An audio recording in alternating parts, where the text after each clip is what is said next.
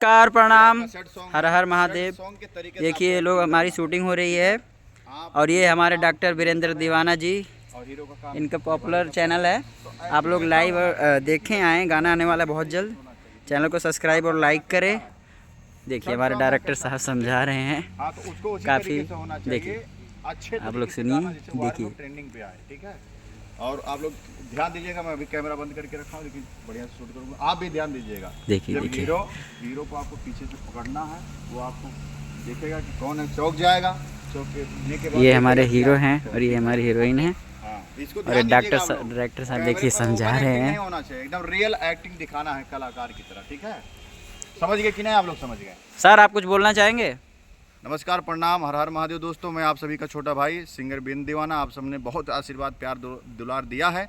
और मेरा देखिए, हम लोग यहाँ शूट कर रहे हैं, शिवा किंग का एक्टर सोनम शर्मा का गाना यहाँ चल रहा है और सेट सॉन्ग है। जल्द आप लोगों को सेट सॉन्ग मिलेगा। हमारे पॉपुलर फिल्म्स चैनल को सब्सक्राइब कर लीजिए, शेयर कर दीजिएगा और कमेंट करना मत भूलिएगा, क्योंकि आप सबके आशीर्वाद प्यार दुलार से हम लोग आगे बढ़ेंगे। हर हर महादेव, नमस्कार प्रणाम, भोजपुरी। चलिए अभी वीडियो बंद करते हैं। हर हर महादेव, जय श्री राम।